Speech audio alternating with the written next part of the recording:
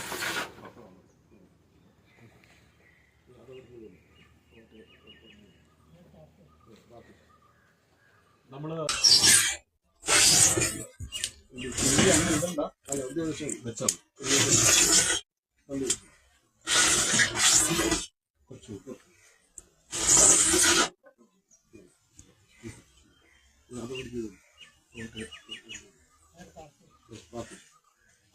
നമ്മള് ക്രിസ്തീയ വചന അടിസ്ഥാനത്തിലാണ് പ്രിയ പിതാവിനെ ഇവിടെ നമ്മള് വിശ്രമിക്കുവാനായിട്ട് കൊണ്ടുവന്ന് വെച്ചിരിക്കുന്നത്.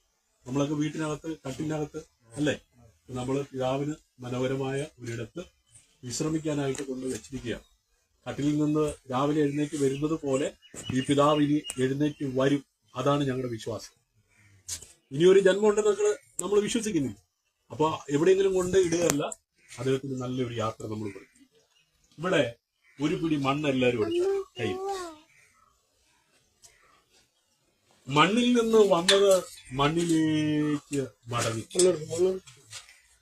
മണ്ണിലേൽപ്പിച്ചു കൊടുക്കുക. ആത്മാവ് ദൈവത്തിലേക്ക് പോകും.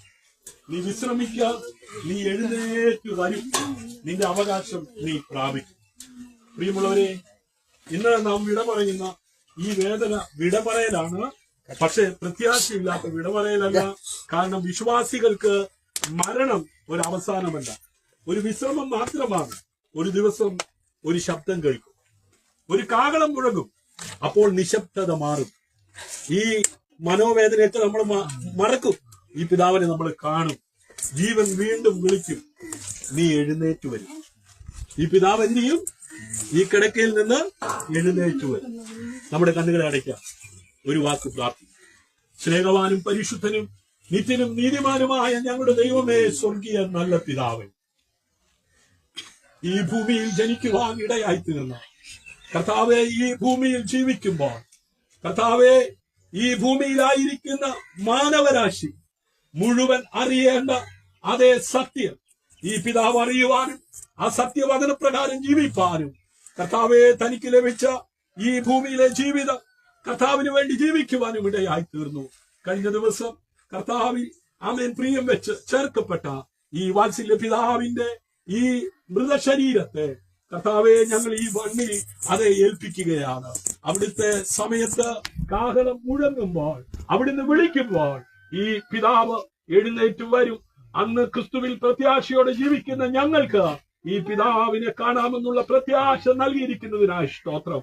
ഭവനത്തിലെ ശുശ്രൂഷകളും യാത്രയും ഇവിടുത്തെ ശുശ്രൂഷയും അവിടുന്ന് അനുഗ്രഹിച്ചതിനായി നന്ദി പറയുന്നു.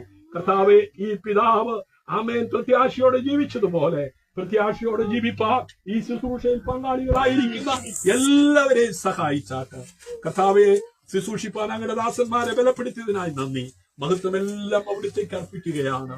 കർത്താവെ, അവിടുത്തെ ആ കാഹളം മുഴങ്ങുമ്പോൾ ജീവനോടെ ശേഷിക്കുന്ന ഞങ്ങൾ രൂപാന്തരപ്പെടുകയോ അതേ മരിച്ചവർ അക്ഷയരായി ഉയർക്കുകയും ചെയ്യുന്ന ആ നല്ല സുദിനത്തിൽ ആരും നഷ്ടപ്പെടാതിരിക്കേണ്ടതിന് ഈ പിതാവിനെ പോലെ ജീവിപ്പാൻ, കർത്താവിനെ അറിയുവാൻ കർത്താവ് ഇടയാക്കണമേ. മഹത്വമെല്ലാം അവിടുത്തേക്ക് അർപ്പിക്കുന്നു. പ്രാർത്ഥന കേട്ടതിനായി സ്തോത്രം, യേശുവിൻ നാമത്തിൽ തന്നെ. പിതാവായ ദൈവത്തിന്റെ സ്നേഹവും പുത്രനായ യേശുക്രിസ്തുവിന്റെ കൃപയും പരിശുദ്ധാത്മാവിന്റെ സഹവാസവും കൂട്ടായ്മയും ഇന്ന് പകലിൽ ഞങ്ങളെ വിട്ട് പോയി കർത്താവെ അങ്ങയുടെ സന്നിധിയിൽ അഭയം പ്രാപിച്ചിരിക്കുന്ന പ്രിയ സഹോദരന്റെ കുടുംബാംഗങ്ങളോട് കൂടി ഈ ശുശ്രൂഷ സംബന്ധിച്ച് എല്ലാ പ്രിയപ്പെട്ടവരും കർത്താവിന്റെ രണ്ടാം വരവരെ ഉണ്ടാകുമാറാകട്ടെ. പ്രാർത്ഥന കേട്ടതിനായി സ്തോത്രം ചെയ്യാം. സമാധാനത്തിന്റെ ദൈവം നമ്മെ എല്ലാവരെയും ആശ്വസിപ്പിക്കട്ടെ. കേൾക്കപ്പെട്ടതുപോലെ പിതാവ് കർത്താവിന്റെ വരവിൽ ഉയർത്തെഴുന്നേൽക്കും. ആ യേശുവിനെ കൂടെ നമ്മളും ജീവിക്കേണ്ടതുണ്ട്. യേശുവിനുള്ള വിശ്വാസത്തോടെ നമുക്ക് മടങ്ങാം. അവിടെ ചായ ക്രമീകരിച്ചിട്ടുണ്ട്. ഇപ്പോൾ ഇത് അടയ്ക്കാൻ വേണ്ടി അവര് ചെയ്യും. ചിലപ്പോൾ പിടിച്ചു കൊടുക്കേണ്ടി വരും രണ്ടുപേര്. ചേട്ടായി പോയി ഇത് പിടിച്ചു. ഹലോ, ഒന്ന് പിടിച്ചു സഹായിക്കുന്നു.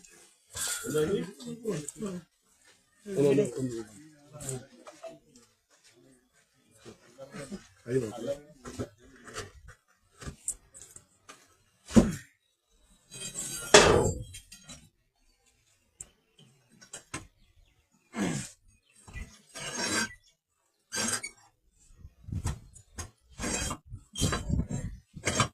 പിന്നെ അവർ സിമെന്റ് വെച്ച് അവർ അടച്ചോളും.